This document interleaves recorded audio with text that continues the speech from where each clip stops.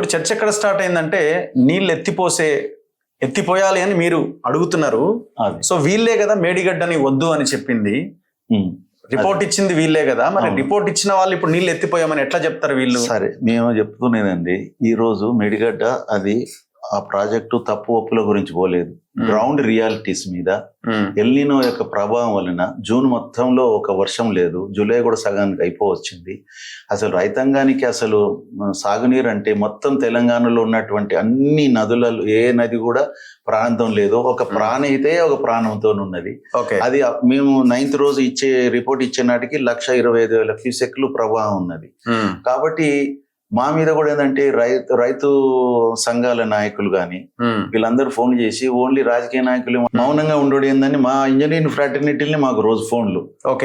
మరి అటువైపు నుంచి ఉన్న ఇంజనీర్స్ కానీ లేకుంటే వీళ్ళు కానీ మనం ఏదో ఒకటి దీన్ని నిర్ణయించాలంటే నేను 2 రోజులు మేము మా కోర్ కమిటీ కూర్చొని ఏ విధంగా చేద్దామని దాని మీద సమాచారం సేకరించి అప్పుడు ఒక నిర్ణయానికి వచ్చి మనం ప్రభుత్వాన్ని మనము ఒక దీని విషయంలో ఆల్టర్నేటివ్ గా గ్రౌండ్ రియాలిటీ ఇది ఉన్నది, పరిస్థితి ఇది ఉన్నది, ఈ విధంగా మనం చేసుకుంటే మనం ప్రాజెక్టు గురించి కానీ మంచి చెడ గురించి కానీ మేడిగడ్డ గురించి కానీ ఎక్కడ ప్రస్తావించకుండా మేడిగడ్డ ప్రమేయం లేకుండానే ఈరోజు మనము కన్నెపల్లి పంప్ హౌజులని మనం ఆ పంప్ హౌజులు ఉన్నటువంటి మోటార్ని నడిపేటువంటి అవకాశం ఉన్నది.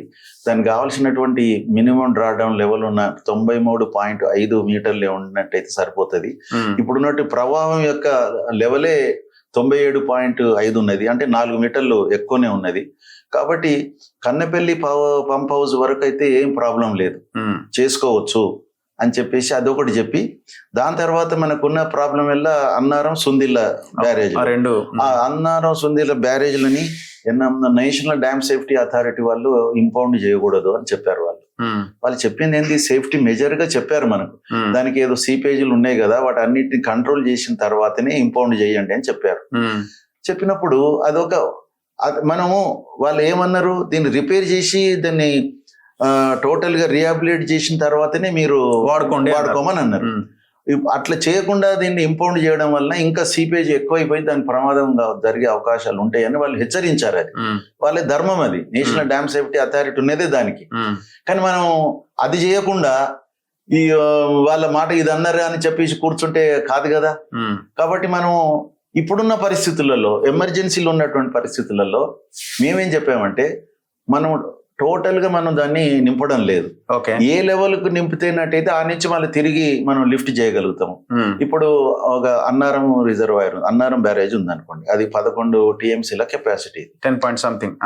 అయితే అందులో మనం 3.5 వరకే నింపుకోగలిగినట్టయితే మనకు ఆ MDDL ఏదో 116.5 అవుతుందో అది వచ్చేస్తుంది. కాబట్టి అక్కడి నుంచి తిరిగి మనం పైన ఉన్నటువంటి సుందిల్లకు పంపించగలుగుతాం. సుందిల్లది 16 TMCలు ఏదో ఉన్నది. అయితే అందులో కూడా మనకు ఓన్లీ 5.5 వరకు నింపుకున్నట్టయితే మనం ఆ నుంచి ఎల్లంపల్లికి పంపించవచ్చు. ఒక్కసారి ఎల్లంపల్లిలో నీళ్ళు పడ్డాయంటే సిస్టంలో వచ్చేస్తుంది అది, అక్కడి నుంచి మనం ఎప్పుడు అంటే అప్పుడు నీళ్ళు తీసుకోవచ్చు ఎక్కడికంటే అక్కడికి. కాబట్టి మనకు క్రూషియల్గా ఉన్నదల్లా అన్నారం సుందిల్ల. అయితే ఎప్పుడైతే మనకు మేడిగడ్డ ఇక్కడ ఇది డ్యామేజ్ అయిందో అప్పుడు వచ్చినటువంటి నేషనల్ డ్యామ్ సేఫ్టీ అథారిటీ వాళ్ళు పై ఇంకా వాటిని కూడా పరిశీలించి ఇక్కడ కూడా కొంత ఉన్నది అనేది చెప్పి వీటికి కూడా మీరు తీసుకోండి సేఫ్టీ మెజర్స్ అని చెప్పడం జరిగింది. చెప్తే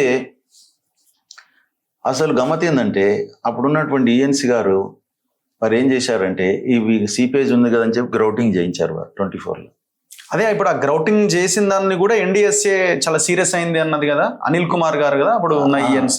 అయితే NDA కాదు సీరియస్ అయింది, గవర్నమెంట్ అయింది సీరియస్. మీరు ఎందుకు చేశారు అనే దాని మీద. ఇప్పుడు తగ్గిస్తే సీరియస్ అవుతారా? అసలు మెజర్ తీసుకోమనేది, సేఫ్టీ మెజర్ తీసుకోమనేది వాళ్ళు కదా. మరి గ్రౌటింగ్ చేయడం వల్ల మేము టెస్టులు చేయడానికి ఇబ్బంది అయింది అన్నది, టెస్ట్ చేయడానికి ఇబ్బంది అయినంత మాత్రాన ఒక డ్యామ్ ని దాన్ని మనం కాపాడే దాంట్లో అతను తీసుకున్న చర్యని నేనైతే అభినందిస్తాను నేను అసలు. కాబట్టి అతనికి ఏం శిక్ష చేశారంటే ఒక 5-6 నెలలు ఆయనకి పోస్టింగ్ ఇవ్వకుండా ఓన్లీ సెక్రటేరియట్లో సెక్రటరీకి రిపోర్ట్ చేసి కూర్చోబెట్టారు అన్నట్టు ENC జనరల్ని.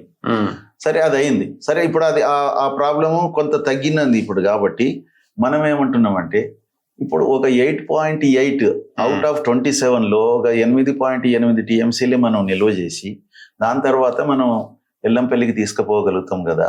దీన్ని మీరు నేషనల్ డ్యామ్ సేఫ్టీ అథారిటీ వాళ్ళని కూడా మీరు కన్సల్ట్ చేసి, అది ఇప్పుడు మేము అనేది కూడా అదే, ఇప్పుడు ప్రభుత్వం అయినా అపోజిషన్స్ అయినా మీలాంటి అసోసియేషన్స్ అయినా మీరు అందరూ కలిసి ఆర్ ఇండివిజువల్ గా అదే ఎన్డీఎస్ఏని ఎందుకు అడిగే ప్రయత్నం చేస్తలేదు? అదంతా ఎవరి రాజకీయం వాళ్ళు చేస్తున్నారు కదా అన్నది మా పాయింట్. ఇప్పుడు నేనేమంటున్నంటే అక్కడనేమో రోజు రోజుకు తగ్గుతున్నది లెవెల్. ఇది మేము 9th రోజు ఉన్న రోజు 97.5 ఉండే, తర్వాత 97కి వచ్చింది, ఇప్పుడు 96 ఎంత వచ్చేసింది. కాబట్టి మనం ఈ కరస్పాండెంట్ చేసి లోపటినే మనం కొంత ఇనిషియేషన్ తీసుకుంటే రైతాంగానికి కూడా వీళ్ళు ప్రభుత్వం కొంత చేస్తున్నారు అనేది ఒకటి వస్తుంది కదండి. అయితే మేమేమన్నా under the supervision of the experts ని అక్కడ చేయాలని చెప్పినాం. ఆ సర్వీస్ ఇవ్వడానికి కూడా మేము సిద్ధపడ్డాం అనమాట. ఇప్పుడు రొటీన్ లో జరిగేటువంటి వాళ్ళతో కరస్పాండెంట్ చేసి వాళ్ళని ఇన్స్పెక్షన్ చేయించేసి వాళ్ళని చేయించవచ్చు అది. కానీ ఈలోగా మనకు అక్కడ లెవెల్ తగ్గుతున్నది. ఈలోగా కొంచెం డ్రింకింగ్ వాటర్ కన్నా కొన్ని టీఎంసీల నీటిని మనం ఎల్లంపల్లిలో స్టోర్ చేసుకోగలుగుతాము.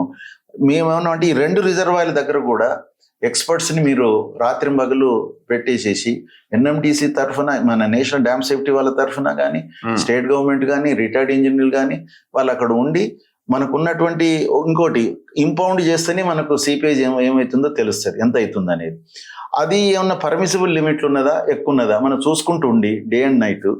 ఒకవేళ అది బిహైండ్ మనకు ఉన్నప్పుడు మనం ఇమీడియట్ గా మనకి తెలవడానికి కూడా అవకాశం లేదు కదా. ఇప్పుడు కింద నుంచి పోయేది నెమ్మదిగా పోయి ఎప్పటికో అది బయటపడే అవకాశం ఉంటది. అంటే ఇమీడియట్ గా ప్రభావం అయితే కనబడదు కదా. ట్రేసింగ్ టెస్ట్ చేయొచ్చు అనమాట. ఓకే, ఒక ట్రేసింగ్ టెస్ట్ అంటే కలర్డ్ వాటర్ ని మనం ముందు దిక్కు పంపించేస్తే అది ఏ విధంగా కలర్డ్ వాటర్ ఎక్కడ తేలుతుంది, ఎక్కడ వస్తుంది అనేది కూడా, అది కూడా వన్ ఆఫ్ ది టెస్ట్ అసలు. ఇప్పుడు అది ఈ దానికి కొంత ఇంపౌండింగ్ అనేది అవసరం. అది అట్లా కూడా తీసుకోవచ్చు అని కూడా మేము చెప్పడం జరిగింది.